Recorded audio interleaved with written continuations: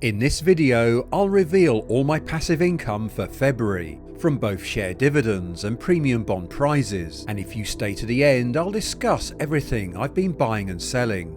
For the past 15 years, I've been drip feeding spare money each month into mainly large cap UK companies who pay reliable dividends. I reinvest the dividends and allow them to compound over time. I also make good use of a stocks and shares ISA so that the dividends I receive are tax-free. At some point in the future I'll be using this passive income to live off, but in the meantime I'm going to carry on letting it grow. Before we begin, I'm going to go back in time to February of 2009, the year it all started. February tends to be one of the worst for dividend payments, and for the first 4 Februaries I received no dividends at all. Then finally in February of 2013, I received a dividend of £33 from United Utilities. As the years went by, I added more companies to the portfolio and my dividend income slowly grew. Let's return to February of 2024 to see where we are today. This is not financial advice and I'm simply showing you my own journey. On the 1st of February, I received a present from United Utilities. This company is the UK's largest listed water company, supplying its services to more than 7 million people. The shares are down a touch this year. They pay a decent dividend of 4.6% spread over 2 payments a year. Dividend history is very respectable, and the company has been able to raise its dividend consistently for well over a decade. This month, United Utilities paid out a total of £125. Also on the 1st, it was the turn of British American Tobacco to pay out. This multinational company is the largest tobacco company in the world based on net sales. At the time of this video, the share price is almost unchanged this year. Dividends are paid quarterly and the yield is a huge 9.9%. As you can see here, dividend growth over the long term is very good. This month, British American Tobacco paid out a total of £220. If you want to get the ball rolling on your own investing journey, then Trading 212 will give you a free share of up to £100 to help you get started. Just click on the link in the video description. On the 29th of February, I received some cash from Greencoat Wind Energy. This company specialises in renewable energy. Their wind turbines generate electricity, which makes money. Some of the money is handed back to shareholders in the form of a dividend, and some is used to acquire more turbines to generate even more money, and the cycle repeats. The shares have not had a great start to the year, however, down nearly 8%. You can see on this graph, since the middle of February, there has been a bit of an upward trend. This is another company which pays dividends 4 times a year. The yield is high at 7.2%. As you can see here, the dividend growth has shown an upward trend since the company was formed in 2013. This month, Greencoat Wind Energy paid out a total of £185. If you're enjoying this content so far, then please hit the like button, and why not subscribe to follow the journey. And now for premium bonds. The price rate for March is falling from 4.65% to 4.4%. There is one draw a month, you have easy access to your money, and there is a chance to win £1 million each month, and all winnings are tax-free. This month I managed to win a prize total of £100. With £50,000 invested and with average luck, I would expect to have won £375 so far this year, but I've actually won only £200 over the last 2 months of the year. It will be interesting to see how this progresses for the rest of the year.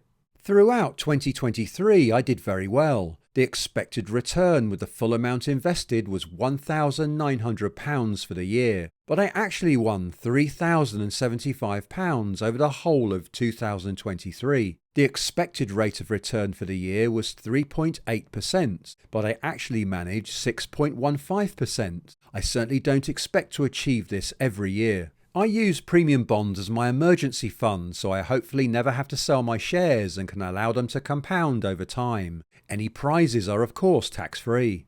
I have the full allowance of £50,000 and as mentioned earlier, the prize rate is currently 4.4%. This is the average prize rate, so the more you have invested, the closer you will get to this value. At this price rate, my expected return would be £2,200 a year. There is no tax to pay at all, so my net return would be the same. Now, what if I kept £50,000 in a savings account paying 4.4% interest, and I was a basic rate taxpayer? I wouldn't have to pay anything on the first £1,000 of interest, but anything above this would be taxed at 20%, leaving a tax bill of £240 and a net return of £1,960. If I was a higher rate taxpayer, only the first £500 is tax-free, and the rest is taxed at 40%, giving me a tax bill of £680 and a net return of £1,520. For additional rate taxpayers, it gets even worse, as you don't have any tax allowance at all. All your interest would be taxed at 45%, leaving a tax bill of £990 and a net return of only £1,210. So when we take tax into account, what interest rate would you currently need in order to beat premium bonds with £50,000 invested? If you are a basic rate taxpayer, a bank interest rate of 5.1% would on average beat premium bonds. For a higher rate taxpayer, you would need to find a rate of 6.7%.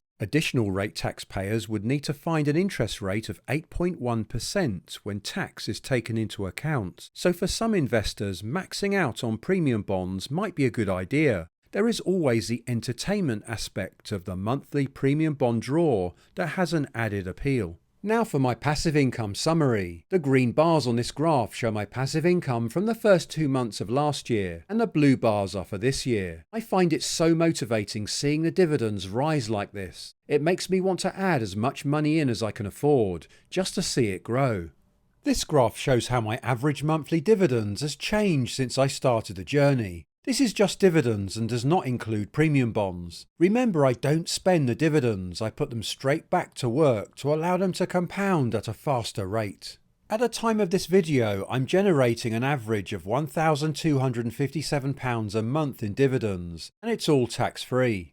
I'll shortly be revealing what I've been buying this month, but first a quick look at the Footsie 100 ex-dividend dates for the month ahead.